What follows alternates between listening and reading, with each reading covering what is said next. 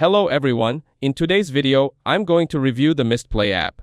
Mistplay is a mobile app where you earn units by playing recommended games, which can be redeemed for gift cards and sometimes cash.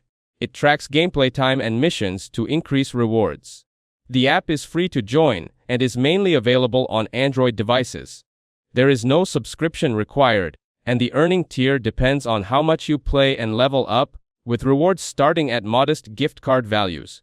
The app offers a legitimate way to redeem real gift cards and provides a wide variety of games to play. It's a good option for casual users who already enjoy mobile gaming. However, the earning rate is very slow, requiring a big time investment for small rewards. Some users experience technical issues, such as game tracking problems, account holds, and bugs. The app also offers limited value in regions where the game pool or participation is low. Many users report that cash outs do work and gift cards are delivered. However, several users complain about slow progress, unclear terms, or accounts being blocked right when they reach payout. Overall, Mistplay works as a side-time activity for small rewards, but not as a serious income source.